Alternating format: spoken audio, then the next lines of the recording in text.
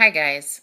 So I've been wanting to do this video for quite a while and I've been working on it for a day or two, and I just felt like it was the right time to do it because on YouTube, even on the Christian channels I watch, I see a lot of profanity. And I know a lot of Christians think that swearing isn't a big deal, like it's just words. But you guys, it's not. The Bible commands us to watch our tongue, and there's so many Bible verses out there that talk about our tongue. And as Christians, we're supposed to be representing the Lord and being Christ-like, and we do show our fruit through what comes out of our mouths. I had a family member that used to use the Lord's name in vain all the time, and every time he would say Jesus Christ, I would say loves you.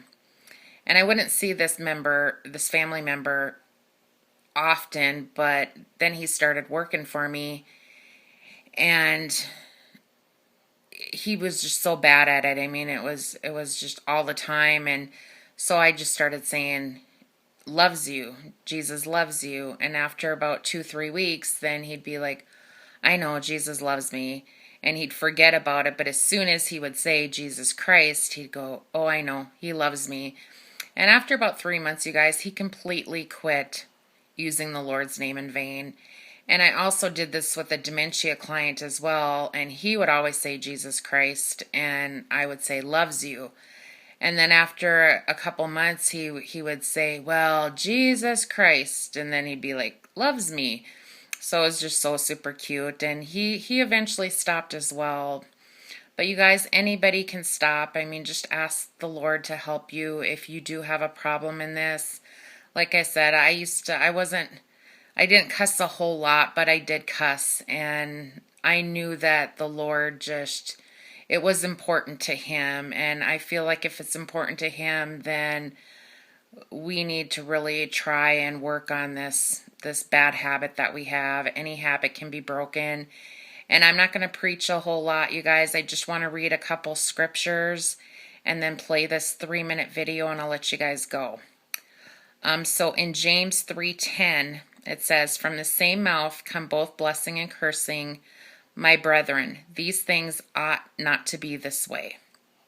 Psalm 10:7, his mouth is full of curses and deceit and oppression. Under his tongue is mischief and wickedness. James 1:26, if anyone thinks himself to be religious and yet does not bridle his tongue, but deceives his own heart, this man's religion is worthless. Ephesians 5:4, and there must be no filthiness and silly talk or coarse jesting, which are not fitting, but rather giving of thanks. Exodus 27, you shall not take the name of the Lord your God in vain, for the Lord will not leave him unpunished who takes his name in vain. And the last one is Ephesians 4:29. Let no unwholesome word proceed from your mouth, but only such a word as if good for edification, according to the need of the moment, so that it will give grace to those who hear. So you guys, it's all there in the Bible. I don't have to say much more.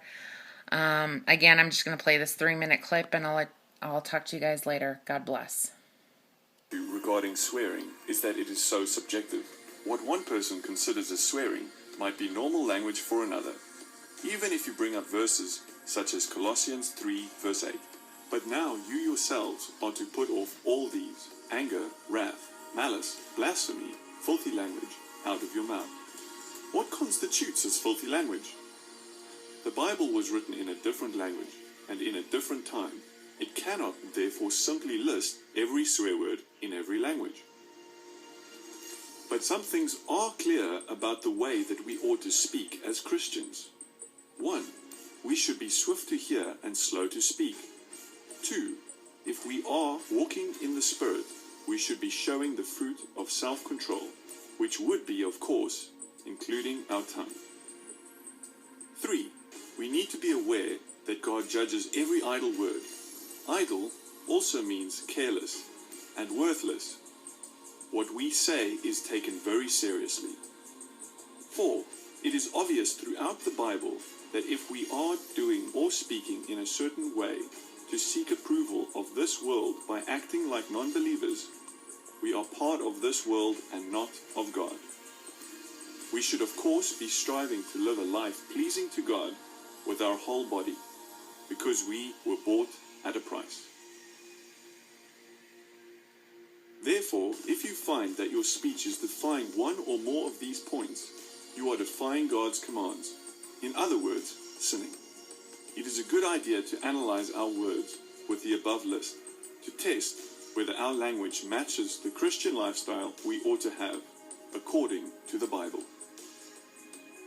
Personally, I have never seen in my life that as a man or woman grows in the Lord, their speech becomes viler, less controlled, and has a lower standard of what is considered swearing. Instead, those that are growing in the Lord tend to think before they speak and endeavor to edify those around. I have witnessed the opposite as well. When somebody is further from the Lord, so is their tongue more similar to the world's. You may even notice the occasional blasphemy slip into their language, such as OMG.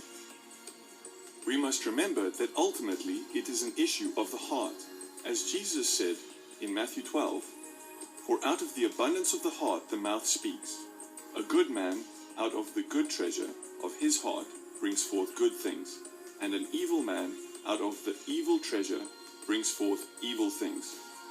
So let us focus on the heart directly, feeding it with what is pure, true, and holy, and everything else, for instance the tongue, should follow appropriately.